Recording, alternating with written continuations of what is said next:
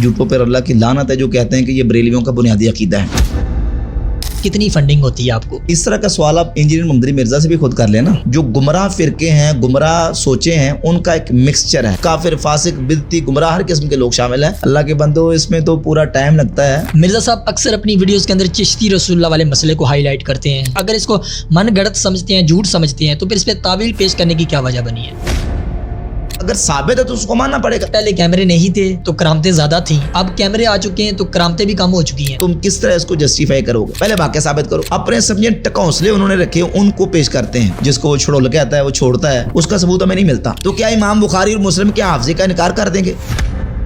تم میں اتنی ہمت نہیں ہے کہ اس کی کتاب غنیت طالبین میں سے نماز کا طریقہ بتا سکو؟ کتاب سے نماز ثابت کروانے پر تلے ہوئے ہیں بھائی۔ شیخ عبد القادر جیلانی سے پوچھ لیں وہ کس کا بیان کر رہے ہیں۔ کوئی ایک آپ کا اسٹیشن ہونا چاہیے نا، ایک کرائٹیریا رکھیں۔ آپ اپنے موقف کو ثابت کرنے کے لیے سارا کوڑ کباڑ پیش کر سکتے تو میں تاریخی والے پیش نہیں کر سکتا۔ حدیث کی کتاب تو دور کی بات ہے، اس کے پاس تاریخی والا بھی کوئی نہیں، اور اس نے دندناتے ہوئے یہ کہہ دیا کہ سنت کا لفظ حدیث کے اندر نہیں، لیکن علمی کتابی نہیں، زیادہ فلمی کذابی۔ اس دعوے کی تائید کرتے ہیں یا مرزا صاحب کو جائل سمجھتے ہیں؟ استغفر اللہ، میں دعوے کی تائید کیوں کروں گا؟ جو بندہ احوت کو احود پڑھتا ہو وہ صرف ناو کی علماء کی غلطیاں نکالے گا۔ پتہ نہیں کتنے بلنڈر مارے ہیں، بونگیاں سمجھیں، تو یہ بیچارے کی کیا اوقات ہے۔ آپ کے بابے ایک رات میں قرآن پاک ختم کر دیتے ہیں، کیا اس بنیاد پہ تم یہ بھی کہو گے کہ صحابہ کا خدا اور ہے اور کتابوں کا خدا اور ہے؟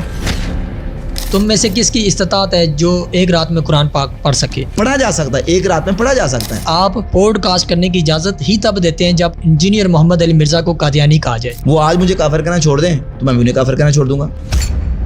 قادیانیوں کی، یہودیوں کی، جو بد مذہب لوگ ہیں، ان کی بھی بات سننی چاہیے۔ اتنا لائی لگ گیا اور اتنے کانوں کا کچا ہے۔ جو بندہ اہل سنت و جماعت سے تعلق رکھتا ہو، اگر وہ بریلویت کا انکار کرتا ہے تو کیا وہ اہل سنت و جماعت سے خارج ہو جائے گا؟ بسم اللہ الرحمن الرحیم، میرا نام احسن اور آپ دیکھ رہے ہیں نیکسا پاکستان۔ سوشل میڈیا پر انجینئر محمد علی مرزا اپنے آپ کو علمی کتابی کہتے ہیں، اور جب ان کا علمی کتابی رد کیا جاتا ہے تو ان کی زبانیں بے لگام اخلاقیات سے باہر آ جاتی ہے۔ سوشل میڈیا پر انجینئر محمد علی مرزا کا رد کرنے والی بہت ساری شخصیات موجود ہیں، لیکن ان میں سے جس شخصیت کی مضبوط ترین آواز ہے جناب مفتی راشد محمود رضوی صاحب آج ہمارے درمیان موجود ہیں۔ تو سب سے پہلے تو میں مفتی صاحب آپ کا شکریہ ادا کرنا چاہوں گا کہ آپ نے اپنے قیمتی وقت میں سے مجھے وقت دیا۔ اللہ تعالیٰ آپ کا حامی و ناصر ہو۔ جزاک اللہ خیرہ، آپ تشریف لائیں، اللہ رب العزت آپ کو جزائے خیر دے۔ آپ اپنے سوالات جو لے کے ہیں وہ اس کا آغاز کریں۔ دین اسلام میں بہت سارے ایسے مسائل ہیں جن کے اوپر ویڈیوز بنائی جا سکتی ہیں، لیکن آپ انجینئر محمد علی مرزا کے اوپر ہی ویڈیوز کیوں بناتے ہیں، یا ان کے خلاف ہی کیوں ویڈیوز بناتے ہیں؟ اس طرح کا سوال آپ انجینئر محمد علی مرزا سے بھی خود کر لینا کہ بہت سارے ٹاپکس ہیں جن پہ ویڈیو بنائی جا سکتی ہیں، اس کو بابے ہی کیوں ملے ہیں رد کرنے کے لیے اور ویڈیو بنانے کے لیے؟ یہ الزامی جواب ہے، اور تحقیقی جواب یہ ہے کہ الحمدللہ ہم مختلف عنوانات پہ گفتگو کرتے ہیں، مختلف موضوعات پہ ہماری گفتگو اور لیکچرز ہوتے ہیں۔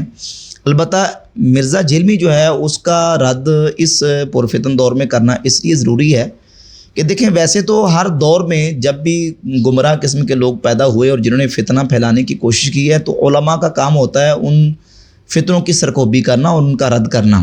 چونکہ مرزا جھلمی مختلف جو گمراہ فرقے ہیں، گمراہ سوچیں ہیں، ان کا ایک مکسچر ہے، تو اس بنیاد پہ اس کا رد کرنا اس لیے ضروری ہے تاکہ ہمارے جو سیدھے سادھے سنی مسلمان ہیں ان کے ایمان اور عقیدے کو بچایا جا سکے۔ جس طریقے سے یہ کارروائی کرتا ہے، جس طریقے سے یہ قرآن و سنت کا نام لے کے عوام کو اور نوجوانوں کو دھوکہ دینے کی کوشش کرتا ہے، تو اس کے فراڈ سے اور اس کی دھوکہ بازیوں سے اور اس کے گمراہانہ عقائد کو ایکسپوز کر کے لوگوں کے ایمان اور عقیدے کو بچانا اور ان کا تحفظ کرنا یہ علماء اہل سنت کی ذمہ داری ہے۔ تو الحمدللہ ہم اپنی اس ذمہ داری کو نبھا رہے ہیں۔ تو چونکہ مرزا جھلمی ایک گمراہانہ سوچ رکھتا ہے، ایک بہت بڑا فتنہ ہے، تو اس کو ایکسپوز کرنا ہماری ایک منصبی جو ذمہ داری ہے وہ ہے، اس کو ہم الحمدللہ نبھا رہے ہیں۔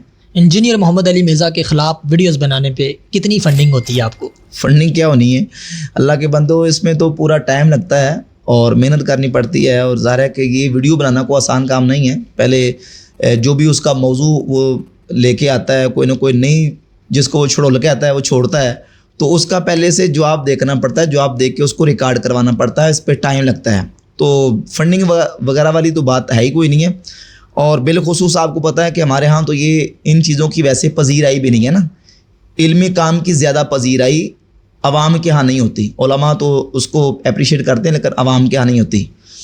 تو باقی الحمدللہ اللہ کے فضل و کرم سے ہم اپنا جو ایک منصبی فرض ہے اس کو ادا کرنے کے لیے اللہ کے فضل و کرم سے، اللہ اور اس کے رسول کی رضا اور خوشنودی کے لیے کام کر رہے ہیں اپنی آخرت کے لیے. چونکہ مرزا جیلمی کی جو گمراہانہ عقائد ہیں یقیناً وہ گمراہانہ ہیں, تو ان گمراہانہ عقائد سے مسلمانوں کو بچانا وہ میرا ایک منصبی فرض ہے. اس فرض کو اللہ کے فضل و کرم سے ہم نبھا رہے ہیں. باقی جو نا وہ فنڈنگ والی تو بازی کوئی نہیں ہے. مرزا صاحب اکثر اپنی ویڈیوز کے اندر چشتی رسول اللہ والے مسئلے کو ہائی لائٹ کرتے ہیں اور کہتے ہیں کہ یہ بریلویوں کا بنیادی عقیدہ ہے, اور ساتھ ہی یہ کہتے ہیں کہ اگر یہ سچے ہیں تو پھر اس وقت جو 10 سال پہلے یا 12 سال پہلے مفتی راشد محمود رضوی صاحب جو اس مناظرے میں بیٹھے ہوئے ہیں اور اس واقعے کے اوپر تعویل پیش کر رہے ہیں, جو مناظرہ کرنے والا ہے وہ تعویل پیش کر رہا ہے, تو پھر اگر اس کو من گڑت سمجھتے ہیں, جھوٹ سمجھتے ہیں, تو پھر اس پہ تعویل پیش کرنے کی کیا وجہ بنی ہے؟ پہلی بات تو یہ ہے کہ آپ نے کہا کہ وہ کہتے ہیں کہ بریلویوں کا یہ بنیادی عقیدہ ہے. اس پر ہم یہی کہہ سکتے ہیں کہ لعنت اللہ علی الکاذبین, جھوٹوں پر اللہ کی لعنت ہے جو کہتے ہیں کہ یہ بریلویوں کا بنیادی عقیدہ ہے. کسی بریلوی سنی مسلمان سے پوچھ کے دیکھ لیں کہ آیا کہ یہ چشتی رسول اللہ والا جو الہاقی اور جھوٹا واقعہ یہ بنیادی عقیدہ ہے تمہارا؟ ہمارے کس عالم نے کس کتاب کے اندر یہ لکھا ہے کہ یہ ہمارا بنیادی عقیدہ ہے؟ بالکل جھوٹ, افطرا اور صرف عوام اہل سنت کو بدظن اور متنفر کرنے کی ایک ناپاک سازش اور ناپاک کوشش ہے. جہاں تک یہ جو چشتی رسول اللہ والا الہاقی اور جھوٹا واقعہ ہے, اس پر میں نے کئی مرتبہ الحمدللہ دلائل کے ساتھ الزامی تحقیقی جوابات مرزا جیلمی کو دیے ہیں, لیکن وہ سمجھے شیر مادری کی طرح ان کو ہضم کر جاتا ہے. ان جوابات کو تو سمجھے وہ دیکھتا ہی نہیں ہے نا, بس وہ اپنا راہ الپے جاتا ہے, جو اس نے شروع سے رٹی ہوئی بات ہے اسی کو بار بار لوگوں کے سامنے بیان کرتا ہے. میں نے دلائل کے ساتھ بحمد اللہ تعالیٰ اس بات کو واضح کیا ہے کہ یہ جو واقعہ یہ جھوٹا واقعہ ہے. مشائخ چشت کی طرف بہت ساری کتابیں جھوٹی منسوب ہیں, اور یہ بات ہی میں نے دلائل کے ساتھ اعلیٰ حضرت امام احمد رضا خاں محدث بریلی رحمۃ اللہ کے فتاوی رضویہ سے ثابت کی ہے کہ وہ فرماتے ہیں کہ مشائخ چشت کی طرف بہت ساری کتابیں اور رسائل غلط منسوب کر دیے گئے ہیں, اور کسی کتاب کا ثابت ہونا بھی اس بات کی دلیل نہیں ہے کہ اس کے اندر جو کچھ ہے وہ سارا کچھ صحیح ہے. اگر فرض کریں کسی مقام پہ کوئی کتاب ایسی آتی ہے کہ ایک مقام پہ کسی کتاب کا تذکرہ کیا گیا اور اس کتاب کے اندر کوئی ایسی چیز ہے جو غلط ہے, خلاف شریعت ہے, تو اس کا مطلب یہ نہیں ہے کہ اس کتاب کی شروع سے لے کر آخر تک ساری کی ساری کتاب کی تصدیق کر دی گئی ہے. الزامی طور پہ میں مرزا جیلمی کے حوالے سے ایک بات کر دیتا ہوں کہ مرزا جیلمی نے یہ بات مانی ہے کہ طارق جمیل نے کتاب لکھی ہے گلدستہ اہل بیت, اور اس کے بارے میں ایک خواب بھی سنایا ہے کہ نبی پاک صلی اللہ علیہ وسلم کی بارگاہ اقدس میں وہ کتاب پیش کی گئی ہے اور آپ صلی اللہ علیہ وسلم نے اس کتاب کو پسند کیا, یعنی اس طرح کا خواب اس نے بیان کیا ہے. اور اسی کتاب کے بارے میں مرزا جیلمی نے خود کہا ہے کہ اس کے اندر بہت ساری جو نا وہ جھوٹی باتیں ہیں اور اس کے اندر ضعیف قسم کے واقعات ہیں. اب سوال یہ پیدا ہوتا ہے کہ جس کتاب کو رسول اللہ صلی اللہ علیہ وسلم کی بارگاہ اقدس میں پیش کیا گیا یا حضور اس کتاب سے خوش ہوئے خواب میں, اس کتاب کی تم تعریف بھی کر رہے ہو, اس کتاب کو تم جو نا وہ اپریشیٹ بھی کر رہے ہو, لوگوں کو ریفر بھی کر رہے ہو کہ اس کتاب کو پڑھو اور اس کتاب کو آپ خریدیں, لیکن وہ کتاب جو ہے نا اس کے اندر تمہارے بقول ضعیف روایت بھی ہیں, جھوٹے واقعات بھی ہیں, تو اب اس کا تم کس طرح اس کو جسٹیفائی کرو گے؟ لامحالہ تمہیں یہ کہنا پڑے گا, بلکہ اس نے خود کہا ہے کہ اس کا مطلب یہ نہیں کہ اس کے اندر جو کچھ ہے سارا کچھ صحیح ہے.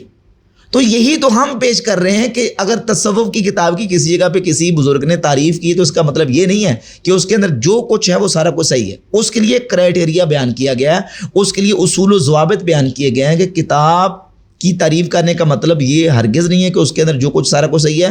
ہاں اعلیٰ حضرت رحمۃ اللہ فرماتے ہیں کہ مشائخ چشت کی طرف کتابیں منسوب ہیں, اگر کتاب کو ثابت بھی ہے تو اس کا مطلب یہ نہیں کہ ہر فکرہ ثابت ہے, ان کے اندر بہت ساری چیزیں الہاقی بھی ہوتی ہیں, بعض معاندین یا متعصبین نے چیزیں ملائی ہوتی ہیں, تو ان کو دیکھنا پڑتا ہے کہ یہ واقعہ یا چیز سند صحیح کے ساتھ ان بزرگوں سے ثابت ہے کہ نہیں ہے. تو جہاں تک اس واقعے کا تعلق ہے چشتی رسولہ والے جھوٹے الہاقی واقعے کا, تو اس کو میں نے دلائل سے ثابت کیا کہ یہ ثابت نہیں ہے. اصل کتاب جو ہے اس کا نام ہے فوائد السالکین, اور اس فوائد السالکین کے بارے میں اعلیٰ حضرت رحمۃ اللہ علیہ نے فتاوی رضویہ شریف میں لکھا ہے, اور یہ بات مانی ہے کہ یہ اس کی سند ثابت نہیں ہے, یعنی اس کے صحیح ہونے کا انکار کیا ہے اعلیٰ حضرت رحمۃ اللہ علیہ نے. اس کے اندر یہ واقعہ موجود ہے, اسی کتاب سے یہ سبع سنابل کے اندر واقعہ ہے, اور اس کا حوالہ بھی دیا گیا کہ یہ فوائد السالکین کے اندر موجود ہے. تو گزارش یہ ہے کہ اصول یہ ہے کہ اصل ماخذ کو دیکھیں گے, اصل ماخذ ہی جب ثابت نہیں ہے تو جہاں جہاں یہ نقل ہوگا وہ ساری کی ساری ثابت نہیں مانی جائیں گی. باقی رہ گیا جو مناظرہ کا مسئلہ ہے, 11-12 سال پہلے مناظرہ ہوا, اس مناظرہ کے اندر نہ میں مناظر تھا نہ میں صدر مناظر تھا, اور مناظرہ بھی چشتی رسول اللہ پہ نہیں تھا. یہ دجل کیا جاتا ہے کہ انہوں نے چشتی رسول اللہ کے دفاع میں مناظرے کیے ہیں. وہ مناظرہ اس موضوع پر تھا ہی نہیں. مناظرہ اس موضوع پہ تھا کہ گستاخ کون وہابیوں کے درمیان اور اہل سنت و جماعت بریلویوں کے درمیان یہ مناظرہ تھا کہ گستاخ کون. اور اس مناظرہ میں خلاف توقع وہابی مناظر نے 800 سال پرانے بزرگ کی طرف ایک جھوٹا واقعہ جو منسوب تھا اس کو پیش کر دیا خلاف توقع. حالانکہ مناظرہ کے اندر جو طے ہوا تھا وہ یہ چیزیں تھیں کہ آپ نے اس کتاب کا حوالہ دینا ہے یا اس عالم کا حوالہ دینا ہے جس سے بریلویوں کا تشخص قائم ہے. اور مرزا جرمی خود یہ کہتا ہے کہ بریلوی جو ہے نا یہ 1896 کے اندر یہ بریلوی فرقہ بنا ہے. جب تم بریلویوں کو 1896 کی پیدائش قرار دے رہے ہو تو 800 سال پرانے بزرگ کا حوالہ دینے کا کیا مطلب بنتا ہے؟ اس کا مطلب یہ کہ پر بریلوی 1896 سے نہیں ہے، یہ شروع سے چلے آ رہے ہیں. جو عقائد و نظریات اہل سنت و جماعت بریلویوں کے ہیں یہی امت کے اسلاف اور یہی اکابرین کے عقائد و نظریات ہیں. اب خواجہ صاحب رحمۃ اللہ کی طرف یہ واقعہ منسوب کیا گیا. فوائد السالکین کے اندر خواجہ صاحب کی طرف واقعہ منسوب ہے. سبا سنابل کے اندر یہ واقعہ خواجہ یوسف چشتی کی طرف منسوب ہے. اور مرزا جرمی نے ریسرچ پیپر لکھا ہے اندھا دھند پیروی کا انجام، اس میں مرزا جرمی نے یہ واقعہ خواجہ بختیار کاکی کی طرف منسوب کیا ہے. واقعہ ایک ہے لیکن شخصیات تین ہیں. تو یہ اس واقعے کے جھوٹا ہونے کی دلیل ہے.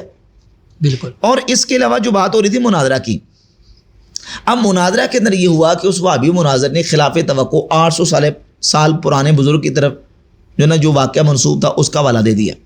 ہمارے مناظر نے اس کی چوری یہ پکڑی کہ تم نے حوالہ تو کتاب کا دے دیا کیونکہ اس میں یہ طے تھا کہ آپ نے کفر کا فتویٰ لگانا ہے. جو عبارت ہم گستاخانہ پیش کریں گے وہ کفر کا فتویٰ لگائیں گے ان کے عالم کی، اور جو وہ ہمارے عالم کی عبارت پیش کریں گے ہم کفر کا فتویٰ لگائیں گے. تو کفر کا فتویٰ لگانے کے لیے جو تقاضے ہیں اصول تکفیر ہیں وہ پورے ہونے ضروری ہیں. اب جس کتاب سے اس وہابی مناظر نے حوالہ پیش کیا اس کتاب کے اندر یہ لکھا ہوا تھا کہ خواجہ پر کیفیت طاری تھی، یہ عبارت اس نے نہیں پڑھی. ہمارے مناظر نے اس کی سرزنش کرتے ہوئے گرفت کرتے ہوئے یہ کہا کہ تم نے خیانت کیوں کی ہے، تم نے آگے والا جملہ کیوں نہیں پڑھا کہ جب یہ واقعہ پیش آیا تو خواجہ پر کیفیت طاری تھی، یہ تم نے کیوں نہیں پڑھا. اس میں آگے یہ لکھا تھا کہ خواجہ صاحب پہ کیفیت طاری تھی اور انہوں نے بعد میں یہ کہا میں تو رسول اللہ صلی اللہ علیہ وسلم کے کمینے غلاموں میں سے غلام ہوں. یہ جملہ سنیں. جی. یہ نہیں کہ چشتی رسول اللہ ثابت ہو گیا، نہیں، بلکہ یہ جملہ بولا تھا کہ وہ کہتے ہیں میں تو رسول اللہ صلی اللہ علیہ وآلہ وسلم کے کمینے غلاموں میں سے غلام ہوں. اس پر مناظر صاحب کے ساتھ ایک ساتھی بیٹھے تھے، بالکل ان کا منہ بھی مائک کے قریب تھا. جس طرح وہ مائک ظاہر ہے کہ مناظر صاحب کے سامنے تھا، وہ جو ساتھ ساتھی تھے ان کا جو منہ ہے وہ مائک کے بالکل قریب تھا. میں بالکل ان کی پشت کے پیچھے بیٹھا ہوا.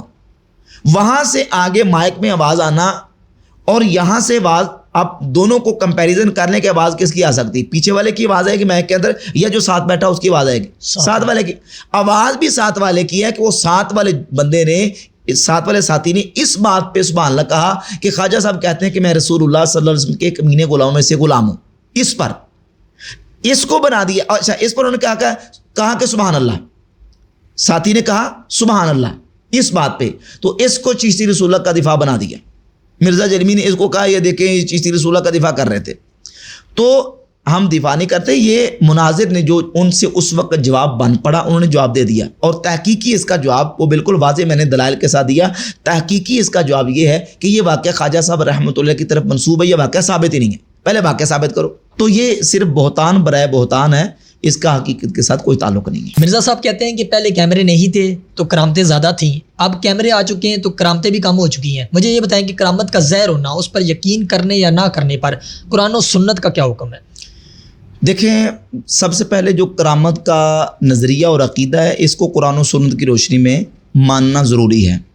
کرامات الاولیاء حق، اولیاء اللہ کی کرامات برحق ہیں. باقی گمراہ فرقوں کے مقابلہ میں اہل سنت و جماعت کا یہ نظریہ ہے، اور یہ ہمارا اہل سنت کا اجماعی نظریہ ہے کہ اولیاء اللہ کی کرامات برحق ہیں. قرآن و حدیث سے کرامات اولیاء اللہ کا ثبوت ہے. ہاں، البتہ یہ ہے کہ کسی کرامت کے لیے اس کا ثابت ہونا بھی تو ضروری ہے نا. اگر کوئی کرامت ثابت ہے تو اس کو ہم یقیناً مانیں گے، اس کا انکار نہیں ہو سکتا. اب ان لوگوں کا مسئلہ یہ ہے، مرزا جیلمی یا اس طرح کے جتنے آزاد خیال قسم کے لوگ ہیں جنہوں نے اولیاء اللہ اور صوفیہ کے خلاف اپنی زبانیں تان دراز کرنی ہوتی ہے، وہ کرامات کے حوالے سے ایک دو باتیں بنیادی جو کرتے ہیں نا، اپنے سمجھیں ٹکونسلے انہوں نے رکھے ان کو پیش کرتے ہیں، اور وہ صرف ٹکونسلے سے بڑھ کر اور کوئی چیز نہیں ہے۔ وہ کہتے ہیں دیکھیں جو کرامت آپ نے فلاں ولی اللہ کی، غوث اعظم کی یا فلاں اللہ کے ولی کی پیش کی ہے، یہ صحابہ سے تو نہیں ہوئی، یہ حضرت ابوبکر سے تو نہیں ہوئی، حضرت عمر عثمان اور حضرت علی رضی اللہ تعالیٰ عنہم سے تو نہیں ہوئی، تو لہذا اس کا مطلب یہ نکلا کہ اگر ان سے نہیں ہوئی تو بعد والے اولیاء اللہ سے بھی نہیں ہو سکتی۔ یہ بالکل جو معیار قائم کیا گیا ہے ان کی اپنی طرف سے، یہ من گڑت اصول ہے، اپنا گڑا اصول ہے۔ یہ کسی سے کرامت کا صدور کروا دینا یہ اللہ رب العزت کی حکمت ہے، اللہ کی منشا ہے۔ اللہ رب العزت جس سے چاہے کسی کرامت کا صدور فرما دے۔ میں 20 مثالیں آپ کے سامنے رکھ سکتا ہوں کہ جو مفضول صحابہ ہیں ان سے وہ کرامات صادر ہوئی ہیں جو افضل صحابہ سے صادر نہیں ہوئی۔ ان مفضول صحابہ سے ان کرامات کا صدور ان کی دیگر بڑے صحابہ سے افضلیت کی دلیل نہیں ہے۔ اس کا یہ مطلب نہیں ہے کہ وہ صحابہ ان کرامات کی وجہ سے بڑے صحابہ سے افضل قرار پائے۔ مثال کے طور پہ صحیح بخاری کے اندر 3045 نمبر حدیث ہے، خبیب رضی اللہ تعالیٰ عنہ مکہ المکرمہ کے اندر مشرکین ان کو پکڑ کے لے گئے اور پکڑ کے وہاں بیڑیوں کے اندر انہوں نے قید کر دیا، جکڑ دیا۔ بنت حارث کہتی ہے کہ میں نے دیکھا کہ ان دنوں مکہ المکرمہ کے اندر پھل نہیں ہوتا تھا، لیکن حضرت خبیب بیڑیوں میں جکڑے ہوئے، اس وقت ان کے ہاتھوں میں انگوروں کے گچھے موجود تھے۔ اب حضرت خبیب کے پاس انگوروں کے گچھے آنا اور قید کی حالت میں ان کو یہ اللہ تعالیٰ کی طرف سے نعمت ملنا، یہ ایک طرف رکھ لیں، اور باقی نبی پاک علیہ الصلوۃ والسلام اور حضور کے صحابہ کی سیرت کا مطالعہ کریں۔ آسمانوں سے منسلوا اترنا یا بے موسم پھل ان کے پاس آنا، اس کا ثبوت ہمیں نہیں ملتا۔ آپ شیب ابی طالب کے 3 سال دیکھ لیں، صحابہ کرام کہتے ہیں ہم گھاس اور درختوں کے پتے کھا کے گزارا کرتے تھے۔ غزوہ خندق کے موقع پر رسول اللہ صلی اللہ علیہ وآلہ وسلم اور حضور کے صحابہ نے اپنے شکم پہ، اپنے پیٹوں پہ پتھر باندھے ہیں بھوک کی وجہ سے۔ نبی پاک علیہ الصلوۃ والسلام نے 2 پتھر باندھے۔ وہاں آسمانوں سے کوئی منسلوا تو نہیں اترا، وہاں انگوروں کے گچھے تو نہیں آئے، تو اب وہاں اگر نہیں آئے یا وہاں جو نا وہ معجزہ یا کرامت کا صدور نہیں ہوا، تو صحیح بخاری کی 3045 نمبر حدیث کے اندر جو حضرت خبیب کی کرامت اس کا انکار کر دیں گے؟ نہیں ہو سکتا انکار نا۔ اسی 3045 کے اندر ہے ایک صحابی عاصم رضی اللہ تعالیٰ انصاری، اور ان کے ساتھیوں کو مشرکین نے قتل کر دیا، تو ان کے سرداران مشرکین نے یہ کہا کہ تم ان کے اعضاء کو کاٹ کے لے کے آؤ تاکہ ہمارے پاس ثبوت ہو کہ تم ان کو قتل کر کے آؤ۔ اللہ تعالیٰ نے انتظام یہ کیا کہ ایک بڑوں کا بہت بڑا جھنڈ آیا، جسے پنجابی میں پونڈ کہتے ہیں، وہ بڑوں کا جھنڈ آیا اور آ کے ان کے اوپر چھا گیا، اور مشرکین ان کے اعضاء نہیں کاٹ سکے، نقصان نہیں دے سکے، ان کو مسرا نہیں کر سکے۔ لیکن جنگ احد کے موقع پر آپ دیکھ لیں صحابہ کرام کو کتنا نقصان ہوا۔ سیدنا امیر حمزہ رضی اللہ تعالیٰ عنہ کے ساتھ کیا معاملہ پیش آیا۔ حالانکہ حضرت امیر حمزہ رضی اللہ تعالیٰ عنہ کا جو مقام ہے وہ حضرت عاصم سے کہیں بڑھ کر ہے۔ جو چیز افضل سے ثابت نہیں ہوئی وہ اگر مفضول سے ثابت ہو جائے، تو اگر ثابت ہے تو اس کو ماننا پڑے گا۔ تو ایک بہت بڑا ٹکونسلا ان کا یہ ہے کہ دیکھیں جی کہ وہ صحابہ کرام سے کیوں نہیں ہوئی۔ بھئی یہ اللہ کی حکمت ہے۔ اللہ رب العزت نے لوگوں کے ایمان کو مضبوط کرنے کے لیے اور اپنے دین کی نصرت کے لیے اور مسلمانوں کی تائید کے لیے کرامات کا تابعین سے، تبع تابعین سے اور بعد کے اولیاء اللہ سے بہت زیادہ ظہور اور صدور فرمایا ہے۔ یہ اللہ کی حکمت ہے، اور اس کے اندر بہت ساری وجوہات بیان کی جا سکتی ہیں، بہت سارے اس کی حکمتیں بیان کی جا سکتی ہیں۔ باقی رہے گی بات یہ کہ کیمرے ہیں اس وقت اور اس وقت کیمرے نہیں ہوتے، اس وقت زیادہ تھیں، اب کیوں نہیں ہیں؟ تو اب بھی اللہ رب العزت جس سے چاہے کرامات کا صدور کروا دیتا ہے۔ تو اگر آپ بات کرتے ہیں لاجک کی، تو پھر مجھے یہ بتائیں کہ امام بخاری، امام مسلم اور دیگر محدثین وہ حدیث کے کتنے بڑے حفاظ تھے؟ لاکھوں حدیثیں انہیں سند اور متن کے ساتھ مکمل یاد ہوتی تھیں، لاکھوں حدیثیں۔ تو کیا آج کوئی ایسا آپ کے سامنے محدث ہے امام بخاری کے پائے کا، امام مسلم کے لیول کا، جس سے لاکھوں حدیثیں بما سند اور متن یاد ہو؟ نہیں۔ اگر آج نہیں ہے تو کیا امام بخاری اور مسلم کے حافظے کا انکار کر دیں گے؟ نہیں کریں گے نا۔ تو یہ اللہ کی حکمت ہے، جس سے چاہے وہ اتنا بڑا زیادہ جو نا وہ قوی حافظہ عطا فرما دے، جس سے چاہے اللہ تعالیٰ کرامت کا جس سے صدور فرما دے۔ مرزا صاحب کہتے ہیں کہ جس شیخ عبد القادر جیلانی کے نام پر تم چندے اکٹھے کرتے ہو، 11ویں پکا پکا کر کھاتے ہو، تم میں اتنی ہمت نہیں ہے کہ اس کی کتاب غنیت طالبین میں سے نماز کا طریقہ بتا سکو۔ اور وہ کہتے ہیں کہ غوث پاک نے حنفیوں کو غنیت طالبین کے اندر گمراہ یا جہنمی فرقہ لکھا ہے، تو اس حوالے سے وضاحت فرما دیں کہ کیا اس کی حقیقت ہے۔ جہاں تک آپ کا دوسرا سوال ہے نا کہ حنفیوں کو شیخ عبد القادر جیلانی رحمۃ اللہ علیہ نے گمراہ لکھا ہے، تو یہ تو وہابی علماء بھی مان گئے ہیں، ان کی کتابوں کے اندر بھی یہ بات تسلیم شدہ ہے۔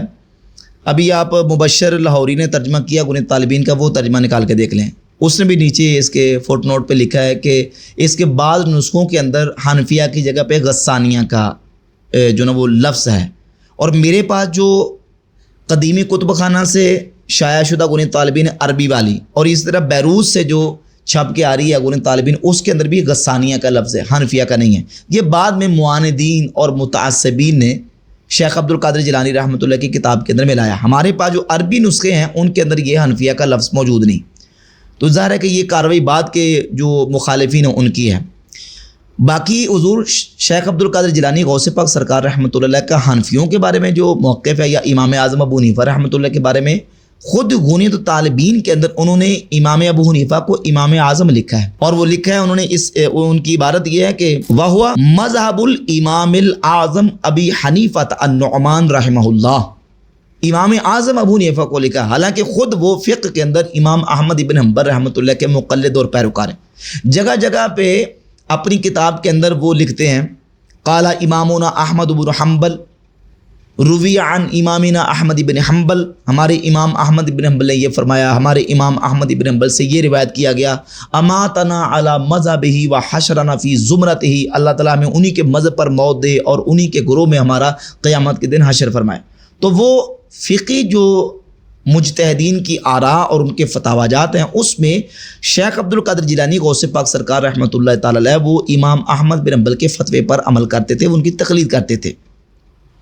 اب جو آپ کا پہلا سوال ہے کہ آپ نماز کا طریقہ جو نا وہ غنیت طالبین سے پڑھ کے سنا دیں، تو میں نے کئی دفعہ پڑھ کے سنایا کہ دیکھیں اگر انہوں نے رفع دین کا وہاں ذکر کیا تو انہوں نے نماز میں ناف کے نیچے ہاتھ باندھنے کا ذکر بھی کیا ہے۔ ایک طرف آپ لوگ یہ کہتے ہیں کہ اب قرآن و سنت سے آپ کی نماز ثابت نہیں ہے، اور اب آپ شیخ عبد القادر جیلانی کی نماز جو ہے وہ کتاب سے نماز ثابت کروانے پر تلے ہوئے ہیں۔ کوئی ایک آپ کا اسٹیشن ہونا چاہیے نا، ایک کرائٹیریا رکھیں۔ ہم جو ہے وہ جو ہمارے اصول ہیں، سب سے پہلے قرآن، پھر حدیث، صحابہ اکرام کے اقوال و آثار، اجماع امت، اس طریقے سے ہم لے کے چلتے ہیں۔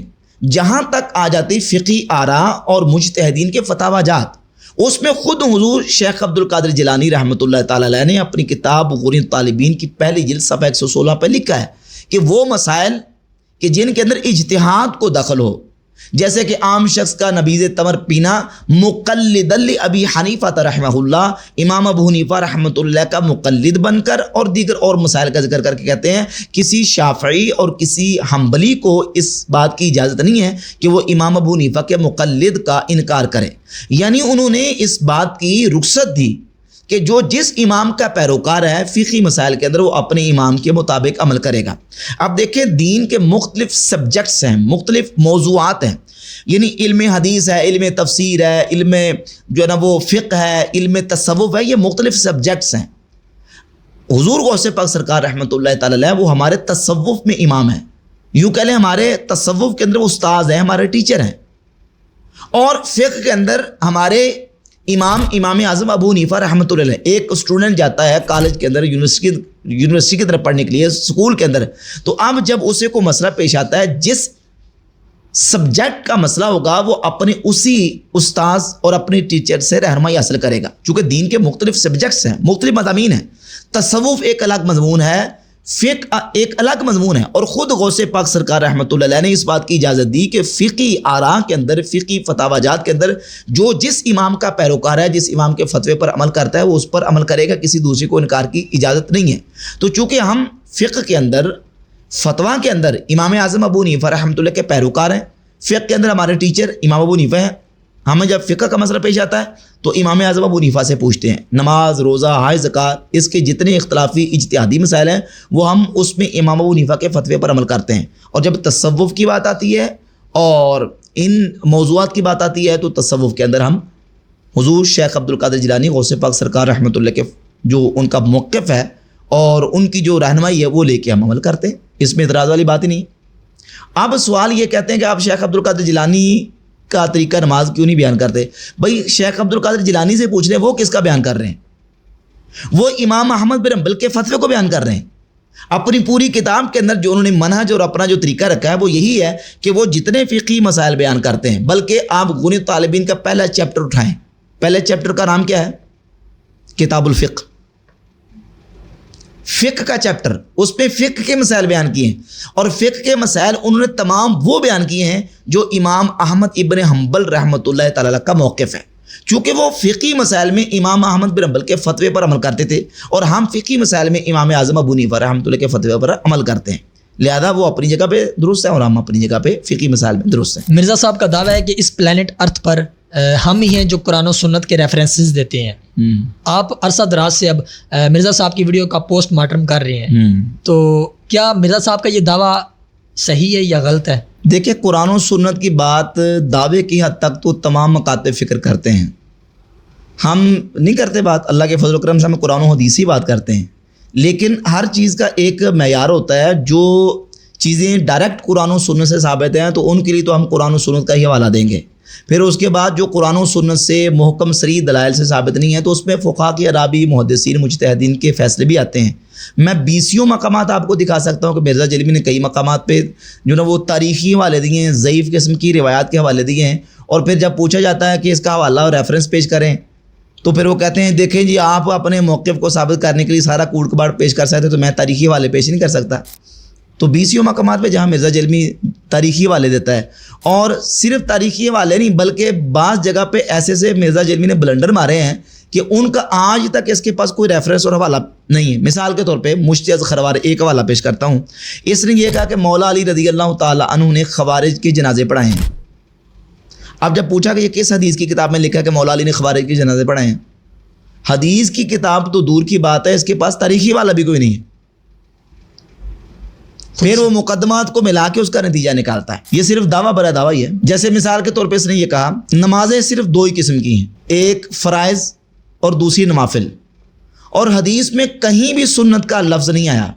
میں نے الحمدللہ بخاری شریف کی حدیث سے ثابت کیا، سنن ابی داؤد، ابن ماجہ، ترمذی کی حدیث سے ثابت کیا.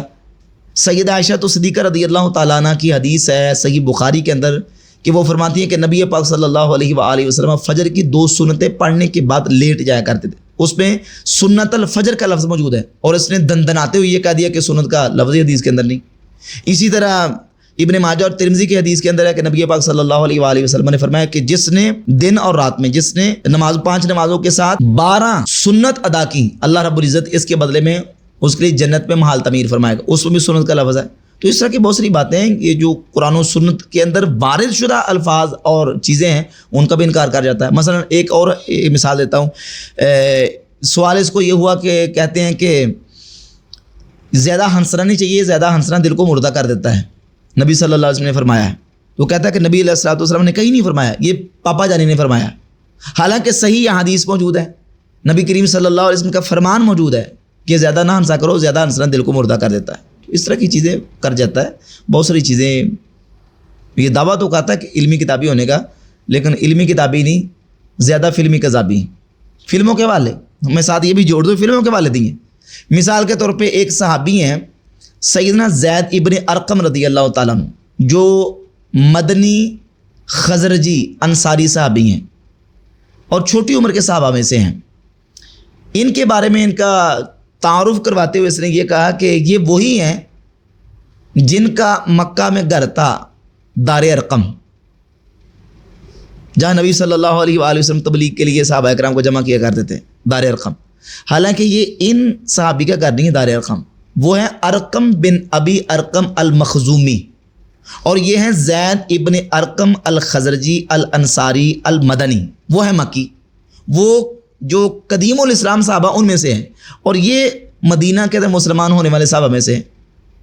تو اس طرح کی بہت ساری باتیں ہیں، وہ میرے اس پر کئی بیانات موجود ہیں، اس کا فلمی قذابی ہونا میں نے دلائل کے ساتھ ثابت کی ہے۔ مرزا صاحب کہتے ہیں کہ مجھے ان علماء کی تقریریں پیش کریں، میں ان میں سے صرف و نحو کی غلطیاں نکالوں گا اور پھر میں ان سے پوچھوں گا کہ انہوں نے صرف و نحو پڑھی ہے یا نہیں پڑھی۔ اور باقی تمام مسالک والے لوگ کہتے ہیں کہ یہ مرزا صاحب جاہل ہیں، اور ایک طرف مرزا صاحب کا یہ دعویٰ ہے، آپ اس دعوے کی تائید کرتے ہیں یا مرزا صاحب کو جاہل سمجھتے ہیں؟ استغفر اللہ، میں دعوے کی تائید کیوں کروں گا؟ کیونکہ مرزا جیلمی کے ایسے بلنڈر ہیں عربی کے اندر کہ میں اگر اس کو ایکسپوز کرنا شروع کروں تو سمجھے کہ میں کتنے اس پر بیانات بنا سکتا ہوں، چونکہ میں نے کتنی ویڈیوز مرزا جیلمی کی دیکھی اور اس حوالے سے میں نے اس کو ایکسپوز کیا ہے، اتنی سمجھے کہ جو بندہ طفل مکتب کو طفل مکتب پڑھتا ہو، جو بندہ احوت کو احود پڑھتا ہو، وہ صرف نحو کی علماء کی غلطیاں نکالے گا۔ اب کسی پہلے سال کے طالب علم کے سامنے بھی آپ رکھ دینا یہ احوت کا لفظ، ایک جگہ پہ احکام شریعت میں اعلیٰ حضرت رحمۃ اللہ کے حوالے سے عبارت پیش کر رہا ہے کہ اعلیٰ حضرت امام احمد رضا بریلوی رحمۃ اللہ علیہ لکھتے ہیں کہ احوت یہ ہے کہ قبروں کو بوسہ نہ دیا جائے، تو احوت جو کہ اس میں تفضیل کا سیغہ ہے اس کو اس نے پڑھا احوت یہ ہے کہ قبروں کو بوسہ نہ دیا جائے، ٹھیک ہے نا۔ ران کو عربی میں پٹ کہتے ہیں، احوت کو احوت پڑھتا ہے، اور پتہ نہیں کتنے کتنے بلنڈر مارے ہیں۔ کانا یابودو کو جو نا وہ فعل مضارع بنا کے بیٹھا، حالانکہ ماضی استمراری ہے۔ تو اس طرح کی بے شمار اس کی بونگیاں سمجھیں۔ ایک جگہ پہ اس نے عبارت پڑھی ہے انا سید ولد آدم، اسی طرح ایک جگہ پہ عبارت پڑھ رہا تھا من سن فی الاسلام سنتن حسنتن، کہتا سنتن حسنہ بھی پڑھا جا سکتا ہے اور سنتن حسنتن بھی پڑھا جا سکتا ہے۔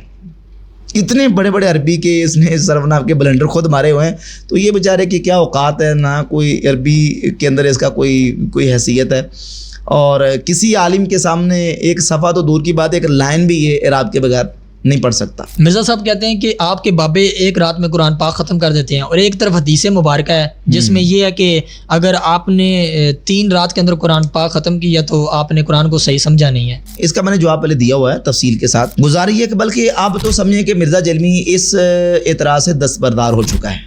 اس نے بڑے جو نا وہ دعوے کیے تھے کہ میں نے کتابوں کا خدا اور بابوں کا خدا، اور وہ لیکچر جو ریکارڈ کروایا وہ میرا بڑا بے مثال لیکچر ہے، اس میں اس نے ایک پوائنٹ یہ بھی رکھا تھا، اللہ کے فضل و کرم سے ہم نے اس اعتراض کو دفن کر دیا اللہ کی رحمت سے۔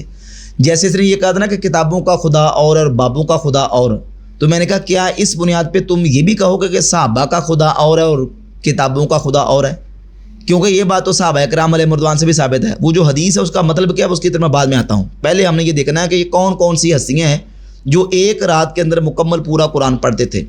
تو صحیح سند سے ثابت ہے، شرح معانی الاسرار میں امام طحاوی لے کے ہے، اور امام ابن ابی شیبہ المصنف ابن ابی شیبہ کے اندر یہ حدیث لے کے، اور دیگر کتب حدیث کے اندر صحیح سند کے ساتھ ثابت ہے۔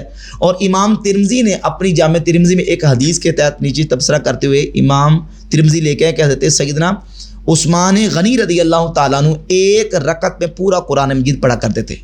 حضرت عثمان غنی سے بھی صحیح سند سے ثابت ہے، حضرت تمیم داری رضی اللہ تعالیٰ عنہ سے بھی روایت موجود ہے، اور اسی طرح حضرت عبداللہ ابن زبیر رضی اللہ تعالیٰ عنہ سے بھی روایت موجود ہے۔ اور بہت سارے تابعین ہیں، جیسے سعید ابن جبیر ہیں، مجاہد تابعی ہیں، اور قتادہ تابعی ہیں، ان سے بھی ثابت ہے کہ وہ ایک رات میں مکمل قرآن مجید پڑھا کرتے تھے۔ امام شافعی، امام اعظم ابو حنیفہ رحمۃ اللہ، امت کے بہت سارے اسلاف ہیں جو بالخصوص رمضان شریف کی راتوں میں، اور بالخصوص جب حرم کعبہ جاتے تھے تو ایک ایک رات میں پورا قرآن مجید پڑھا کرتے تھے۔ تو اب مجھے مرزا جیلمی جواب دے گا کہ اب صحابہ کا خدا اور ہے اور کتابوں کا خدا اور، یہ نعرہ مارے گا۔ تو جب میں نے یہ حوالہ سے عثمان غنی کا بیان کیا نا، تو پھر اب مانے بغیر چارہ نہیں تھا، تو کہتا ہاں حضرت عثمان غنی سے روایتیں ملتی ہیں، لیکن وہ لمبی راتیں ہوں گی جس میں پڑھا کرتے تھے۔ بھائی لمبی راتیں ہوں چاہے وہ 20 گھنٹے کی رات کیوں نہ ہو، بات تو آگی کہ وہ جو حدیث ہے کہ 3 دن سے پہلے جس نے قرآن پڑھا اس نے قرآن کو نہیں سمجھا، اور اس حدیث کو بیان کرنے والے راوی جو قتادہ ہیں، قتادہ امام قتادہ ابن دعامہ تابعی، ان سے امام ابو نعیم الاصفہانی المتوفی 430 ہجری اپنی کتاب حلیۃ الاولیاء کے اندر لے کے آیا کہ امام قتادہ ابن دعامہ تابعی بھی ایک رات میں قرآن پاک پڑھا کرتے تھے۔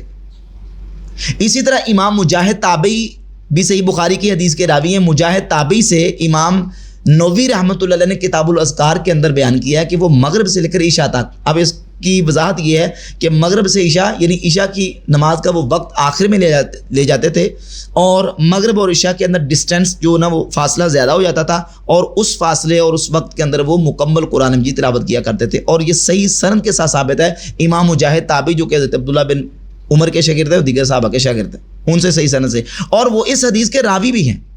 قتادہ ابن دامہ بھی تابعی ہیں اور راوی ہیں، اور مجاہد تابعی بھی راوی ہیں.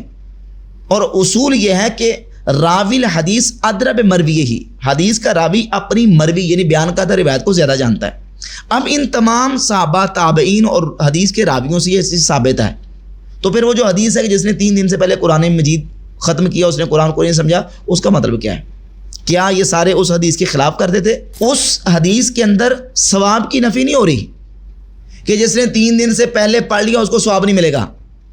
سمجھیے ذرا، ثواب کی نفی نہیں، وہاں سمجھنے کی نفی ہے. اور یہ جو آئمہ صحابہ تابعین سے عمل ثابت ہے، یہ وہ کرتے تھے ثواب کے حصول کے لیے. بالخصوص جو اماکن مقدسہ ہیں، حرم شریف ہے، ظاہر ہے کہ وہاں ایک نیکی کریں گے تو لاکھ نیکی ملتی ہے. اور بالخصوص جب رمضان شریف کے مبارک ایام ہوتے ہیں، راتیں ہوتی ہیں، ان میں ثواب اور زیادہ بڑھ جاتا ہے.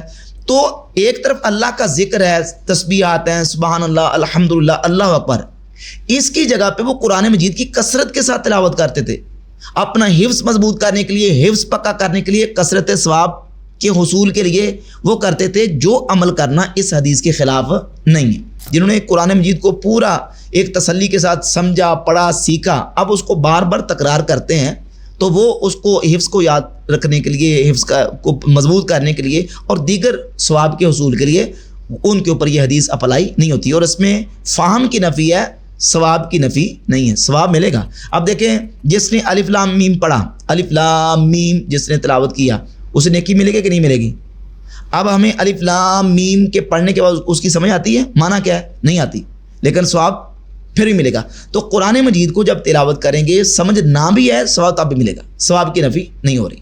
تو یہ مختصر اور جامع میں نے آپ کے سامنے اس کا جو اب اس پر تفصیلی میں نے ویڈیوز بنائی ہیں، میری ویڈیوز کو دیکھا جا سکتا ہے. ایسے تو پھر ایک اور بھی حدیث مبارکہ ہے جس میں نبی کریم صلی اللہ تعالیٰ علیہ وسلم صحابہ کرام سے کہہ رہے ہیں کہ تم میں سے کس کی استطاعت ہے جو ایک رات میں قرآن پاک پڑھ سکے. دیکھیے، وہاں استطاعت کا مطلب یہ نہیں ہے کہ پڑھا نہیں جا سکتا، ورنہ وہ جو روایت ملتی ہے اس مضمون کی کہ جس میں کہ تم میں سے کوئی استطاعت رکھتا ہے وہ ایک رات میں 1/3 قرآن پاک پڑھ سکے، اگر یہی مطلب لیا جائے کہ پڑھا نہیں جا سکتا، تو صحیح بخاری کی حدیث اس کی نفی کر رہی ہے. صحیح بخاری کے اندر موجود ہے کہ سیدنا عبداللہ ابن عمر ابن عاص رضی اللہ تعالیٰ عنہ نبی پاک علیہ الصلوۃ والسلام کی بارگاہ اقدس میں آئے تو رسول اللہ علیہ الصلوۃ والسلام نے ان سے پوچھا کہ تم کتنا قرآن پڑھتے ہو؟ تو انہوں نے کہا حضور میں ایک رات میں پورا قرآن پاک ختم کرتا ہوں. روزے کیسے رکھتے ہو؟ حضور میں روزانہ روزہ رکھتا ہوں. تو نبی پاک علیہ الصلوۃ والسلام نے پھر ان کو تعلیم دی، کیونکہ اس لیے کہ وہ اصل میں نئے نئے شادی شدہ تھے. ان کے والد صاحب حضرت عمر ابن العاص رضی اللہ تعالیٰ عنہ نے نبی پاک علیہ الصلوۃ والسلام کی بارگاہ میں آ کے گزارش کی کہ حضور ان کی شادی ہوئی ہے اور اپنی بیوی کو ٹائم بھی نہیں دیتے، اور میں نے اپنی بہو سے پوچھا تو وہ کہتے ہیں بندے تو نیک ہیں لیکن ٹائم نہیں دیتے. تو آپ علیہ الصلوۃ والسلام کی بارگاہ میں جب گزارش کی کہ حضور نے ان کو بلایا اور بلا کے پوچھا کہ عبداللہ یہ بتاؤ کہ روزہ کس طرح رکھتے ہو؟ انہوں نے عرض کی حضور روزانہ. فرمایا کہ قرآن کی تلاوت؟ عرض کی حضور روزانہ ختم کرتا ہوں. تو یہ حدیث نفی کر رہی ہے کہ قرآن پاک روزانہ پڑھا جا سکتا ہے، ایک رات میں پڑھا جا سکتا ہے، لیکن چونکہ ان کی جو کیفیت تھی یا ان کی حالت تھی، نبی پاک علیہ الصلوۃ والسلام نے ان کی حالت کے مطابق ان کو گائیڈ فرمایا اور ان کو نبی پاک علیہ الصلوۃ والسلام نے فرمایا کہ نہیں اس طرح نہ کیا کرو، بلکہ تم 3 راتوں میں کم از کم جو نا وہ ختم کیا کرو. تو یہ کہنا کہ وہ ممکن نہیں ہے، ہو نہیں سکتا، یہ تو بات بالکل غلط ہے. حدیث بتا رہی کہ ہو سکتا ہے، صحابی پڑھتے تھے ایک رات میں پورا قرآن پاک، اور اس کا صحیح فہم کیا وہ میں نے آپ کے سامنے بیان کر دیا. سوشل میڈیا پر ایک تماشائی پوڈ کاسٹر ہے جو عمر لیاقت صاحب کی بڑی اچھی نقل اتارتا ہے. اس کا یہ آپ کے اوپر الزام ہے کہ آپ پوڈ کاسٹ کرنے کی اجازت ہی تب دیتے ہیں جب انجینئر محمد علی مرزا کو قادیانی کہا جائے. بالکل جھوٹ ہے، بہتان ہے. میں نے اس کا جو نا وہ جھوٹ پہلے ایکسپوز کیا ہے، اور اسی جس کا آپ نے ذکر کیا اسی کا ذکر کر کے مرزا جیلمی نے خود اپنے ویڈیو بیان میں کہا دیکھیں جی وہ جو لاہور کا مفتی ہے وہ تو یہ کہتا ہے کہ پہلے انجینئر کو قادیانی کہو اور پھر میں تمہیں پوڈ کاسٹ کے لیے ٹائم دوں گا. بالکل بہتان ہے. اور میں نے چیلنج کیا تھا مرزا جیلمی کو کہ اس کو ثابت کرو. اتنا لائی لگ گیا اور اتنے کانوں کا کچا ہے کہ سنی بات ایسے آگے کر دی. اور حدیث میں سخت وعید ہے نبی پاک علیہ الصلوۃ والسلام نے فرمایا کفا بالمرء کذبا ان یحدث بكل ما سمع، انسان کے جھوٹا ہونے کے لیے اتنی بات کافی ہے، ہر سنی سنی بات کرتا ہے، سنی سنی بات کر دی، کوئی پروف نہیں، کوئی ثبوت نہیں۔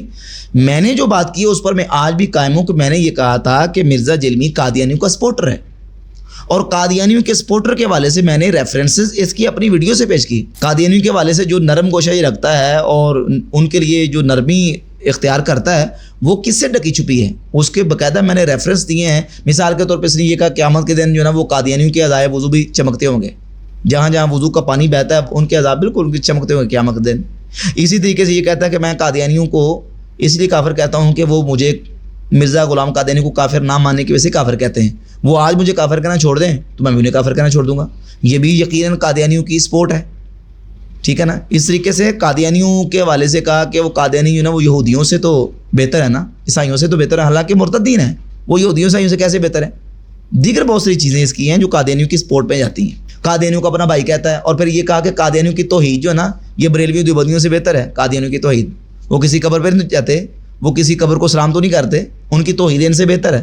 تو یہ قادیانی نمازی اور قادیانی کی سپورٹ نہیں تو اور کیا ہے؟ میں نے یہ کہا ہے، اور جو میں نے کہا اس پر میں آج بھی قائم ہوں۔ مرزا صاحب کہتے ہیں کہ ہر بندے کی بات کو سننا چاہیے، اور اگر شیطان بھی کوئی اچھی بات کرے تو اس کی بھی سن لینی چاہیے۔ اگر اس بات کو مان لیا جائے تو کیا قادیانیوں کی، یہودیوں کی، جو بد مذہب لوگ ہیں ان کی بھی بات سننی چاہیے؟ دیکھیں یہ تو بالکل ایک مغالطہ ہے۔ دیکھیں اگر یہ جملہ جو کہتے ہیں نا کہ یہ مرزا جلمی نے کئی دفعہ مغالطہ دیا ہے لوگوں کو، اپنے ظاہر ہے کہ اس نے پیچھے لگانا ہے، اس کے لیے یہ کارروائی کرتا ہے، کہتا ہے کہ اچھی بات تو شیطان بھی آ کے بتاتا ہے تو اس کی لے لینی چاہیے۔ یعنی اس سے یہ نتیجہ نکال رہا ہے کہ آپ کو دین سیکھنے، دین سمجھنے کے لیے کوئی کرائٹیریا مقرر نہیں کرنا چاہیے۔ اگر یہ مطلب ہے، یہی مطلب ہے کہ آپ دین سیکھنے کے لیے جس کے پاس بھی جائیں اور جس کی بات بھی سننا چاہیں سن سکتے ہیں، تو یہ تو قرآن و سنت کے اصولوں کے خلاف ہے۔ بالکل قرآن و سنت سے اتنے محکم واضح دلائل بحمد اللہ تعالیٰ پیش کر سکتا ہوں میں۔ مثال کے طور پہ قرآن میں واضح اللہ تعالیٰ فرماتا ہے لا تقعد بعد الذکر مع القوم الظالمین، یاد آنے کے بعد ظالموں کے پاس مت بیٹھ۔ ظالموں کے پاس، اس میں کافر، فاسق، بدعتی، گمراہ ہر قسم کے لوگ شامل ہیں، ان کے پاس بیٹھنے کی شرعی اجازت نہیں ہے۔ صحیح مسلم میں 16 نمبر حدیث ہے، نبی پاک صلی اللہ علیہ وآلہ وسلم نے فرمایا تمہارے پاس ایسے لوگ آئیں گے کہ یأتونکم من الاحادیث، جو تمہارے سامنے احادیث پڑھیں گے، احادیث بیان کریں گے، بما لم تسمعوا انتم ولا آباؤکم، کہ وہ احادیث جو تم نے اور تمہارے آباء و اجداد نے سنی تک نہیں ہوں گی۔ ایاکم و ایاہم، تم ایسے لوگوں سے بچو اور ان سے دور رہو، لا یضلونکم ولا یفتنونکم، کہیں وہ تمہیں گمراہ نہ کر دیں، کہیں وہ تمہیں فتنے میں مبتلا نہ کر دیں۔ اسی طرح صحیح بخاری کے اندر حدیث ہے، نبی پاک علیہ الصلوۃ والسلام نے فرمایا کہ جب تمہارے سامنے ایسے لوگ آئیں جو قرآن کی متشابہات آیات کو پڑھیں تمہارے سامنے، فاحذروہم، تم ان سے بچو۔ کتنے دلائل ہیں جو قرآن و سنت کے اندر موجود ہیں کہ بد عقیدہ، بد مذہب کی بات سننے کی اجازت نہیں ہے۔ اگر تو یہ مفہوم لیں کہ آپ لیکچر لیں بد مذہب، بد عقیدہ کافروں اور مرتدین اور یہود نصارہ کے، تو یہ تو بالکل سمجھیں کہ دین اسلام کے تمام تر دلائل کو یکسر مسترد کر دینے کے مترادف ہے۔ ہاں اب اس کا مطلب یہ اگر لیں کہ آپ ایسے جا رہے ہوں اور اتفاقاً کوئی بات آپ کو کسی غلط قسم کے بندے سے ملتی ہے، تو آیا کہ اس کو آپ قبول کریں جو کہ بات اچھی ہو، لے لینی چاہیے کہ نہیں لے لینی چاہیے؟ ایک واقعہ بیان کرتے ہیں کہ حضرت ابو ہریرہ رضی اللہ تعالیٰ عنہ کے پاس شیطان آیا تھا، اور شیطان نے آ کے آیت الکرسی کا وظیفہ بتایا تھا۔ تو دیکھیں ابو ہریرہ نے وہ وظیفہ قبول کر لیا، اور اس سے ثابت ہوا کہ شیطان بھی اگر اچھی بات دیتا ہے تو اس سے لے لینی چاہیے، حالانکہ اس کا نتیجہ غلط نکال رہے ہیں۔ سوال یہ پیدا ہوتا کہ حضرت ابو ہریرہ کے پاس جب وہ شیطان آیا تھا اور اس نے آ کے بات بتائی، تو حضرت ابو ہریرہ نے اس کی بات سننے کے بعد عمل شروع کر لیا تھا، یا کہ نبی پاک علیہ الصلوۃ والسلام کی بارگاہ اقدس میں حاضر ہوئے، رسول اللہ صلی اللہ علیہ وسلم سے تصدیق کروائی، حضور نے جب تصدیق فرما دی تب حضرت ابو ہریرہ نے عمل شروع کیا تھا۔ تو اس سے تو یہ ثابت ہوا کہ اگر کوئی بات آپ کو اتفاقاً کسی بد عقیدہ، بد مذہب سے ملتی ہے تو پہلے آ کے اس کی تصدیق کروائیں، اس سے تو ہمیں سبق یہ ملتا ہے۔ تو لہذا اس کا یہ نتیجہ نکالنا کہ نہیں آپ دین کی بات سمجھنے کے لیے ہر ایرے گرے کے پاس چلے جائیں سنیں، یہ بالکل ہرگز درست نہیں ہے۔ امام مسلم نے صحیح مسلم کے مقدمہ میں امام ابن سیرین رحمۃ اللہ علیہ کا قول ذکر کیا ہے، وہ فرماتے ہیں ان ھذا العلم دین، یہ علم دین ہے، فانظروا عمن تاخذون دینکم، تم یہ دیکھو کہ اپنے دین کی بات کہاں سے لے رہے ہو۔ ہر ارے گرے سے بات سننے کی شرعن اجازت نہیں. جو بندہ اہل سنت و جماعت سے تعلق رکھتا ہو اگر وہ بریلویت کا انکار کرتا ہے تو کیا وہ اہل سنت و جماعت سے خارج ہو جائے گا؟ دیکھیں بریلوی کوئی فرقہ نہیں ہے, بریلوی کو الگ سے کوئی دڑا نہیں ہے. بریلوی جو ہم ٹائٹل استعمال کرتے ہیں کہ ہمارا مسلک اہل سنت و جماعت ہے. اب جو بریلوی کا ساتھ لفظ یا ٹائٹل استعمال کرتے ہیں تو باقی وہ لوگ جو اپنے آپ کو سنی ہونے کے دعوے دار ہیں جبکہ ان کا سنیت کے ساتھ کوئی تعلق نہیں ہے, تو یہ ٹائٹل ہم ساتھ اس لیے استعمال کرتے ہیں تاکہ ان بدعقیدہ بد مذہب لوگوں سے امتیاز ہو جائے جو اپنے آپ کو جھوٹا موٹا سنی تو کہتے ہیں لیکن ان کا سنیت کے ساتھ کوئی تعلق نہیں. اہل سنت و جماعت جو صحابہ سے لے کر آج تک امت کی جو بڑی جماعت سواد اعظم چلا رہا ہے اس کا نام اہل سنت و جماعت ہے, اور وہ وہی الحمدللہ اللہ کے فضل و کرم سے جو اپنے آپ کو اہل سنت و جماعت بریلوی کہتے ہیں جو ہندوستان کے اندر بالخصوص سنی مسلمان موجود ہیں. باقی اوورال باقی پوری دنیا کے اندر جو سنی ہیں ان کے عقائد و نظریات بھی وہی ہیں جو آج اہل سنت و جماعت بریلویوں کے ہیں. مفتی صاحب بہت شکریہ, آپ نے کئی سوالوں کے جواب تفصیلاً دیے اور بہت خوشی ہوئی کہ آپ نے وقت بھی عنایت فرمایا. اللہ تعالیٰ آپ کو اس کی جزائے خیر عطا فرمائے, اور آڈینس کا بھی میں شکریہ ادا کرنا چاہوں گا کہ انہوں نے اس پوڈ کاسٹ کو یہاں تک دیکھا. ملتے ہیں ایک نئے پوڈ کاسٹ میں, تب تک کے لیے اللہ حافظ.